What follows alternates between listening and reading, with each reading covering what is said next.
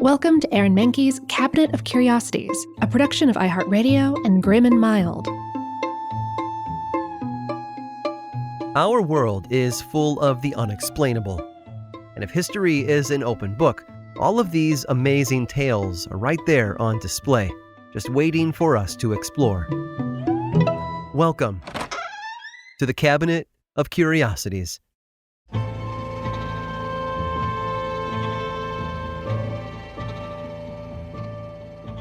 All of history's biggest events have hidden dimensions, from achievements in art and literature to great scientific discoveries, to the founding and fall of nations. There are stories behind the stories we tell.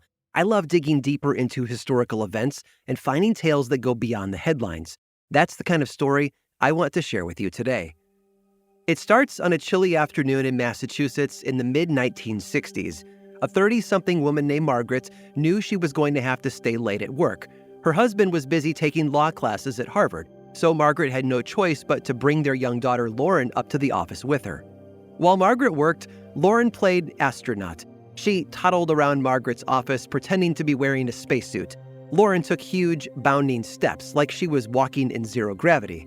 Then she ran over to Margaret's computer and did what kids do. She started pressing random buttons. Suddenly, Margaret's computer short-circuited. The simulation she'd been running crashed. But she wasn't upset with her daughter. She was actually grateful because Lauren had just helped her identify a flaw in her system.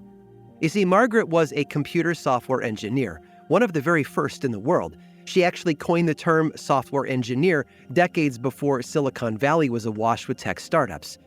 Margaret was doing pioneering work at MIT's Instrumentation Laboratory, overseeing a team of engineers working on writing and debugging computer software. Her young daughter Lauren had just helped her realize something important. No matter how perfect a computer seemed to be, there was always room for error. Someone could press the wrong button, accidentally or on purpose, and throw everything into chaos. Which made Margaret think computers should be, well, smarter. Now, this was way before the idea of smartphones or artificial intelligence. The computers at MIT were huge and clunky. They took up entire rooms, and a lot of them didn't even have screens. Margaret and her team couldn't just type their software code onto a keyboard. They had to put software information onto paper punch cards, which they then ran physically into the giant room-sized computing machines they worked on.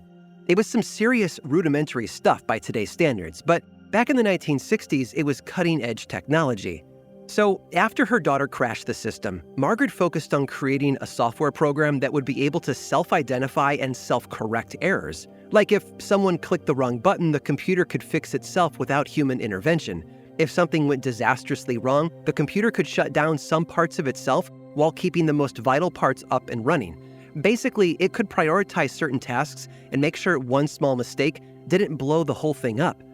It took years, not to mention thousands of pages of handwritten and hand-punched software code, but Margaret's program worked, and it came in handy in a big way. You see, the lab that Margaret worked at in MIT had a contract with NASA. Their software was used on board spacecrafts. During one NASA mission, Margaret and her team were standing in the monitoring room at MIT when they got an emergency error message. The computer on board the spacecraft was overloaded. If it couldn't be fixed, the craft would crash. But Margaret and her team didn't need to panic. The software she pioneered worked perfectly. The spacecraft's computer was able to shut down the parts of the system that were malfunctioning while keeping the rest up and running. And that spacecraft? Well, on July 20th of 1969, it landed on the moon. Neil Armstrong stepped out of the ship, put a foot on the lunar surface, and said the quote we probably all know by heart. That's one small step for man, one giant leap for mankind. Too bad he didn't mention women. Margaret was in charge of the software for the Apollo 11 mission. Her full name was Margaret Hamilton, and you might have seen a picture of her in her 60s-style dress standing next to a stack of paperwork that is taller than she is. That's the software code that she wrote, the same code that sent astronauts to the moon. Margaret is a living legend, but the contributions that she made to software engineering are often overlooked. Maybe that's because even though her code was fundamental to the creation of computer technology, it's considered pretty basic these days. And those room-sized computers that sent astronauts to the moon, they're millions of times less powerful than the phones that we all carry in our pockets today.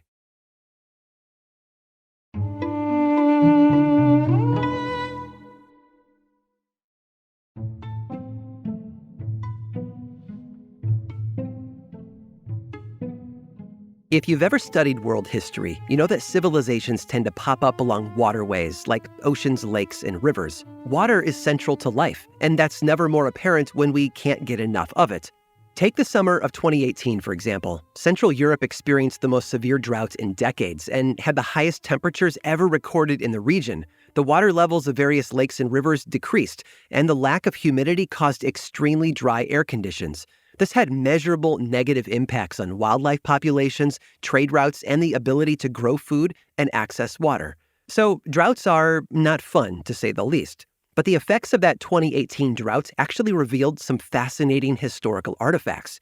You see, there's this waterway in Central Europe called the Elbe River. It runs from the mountains of Czechia down through Germany and into the North Sea. Historically, the river has been an important resource for people along its shores.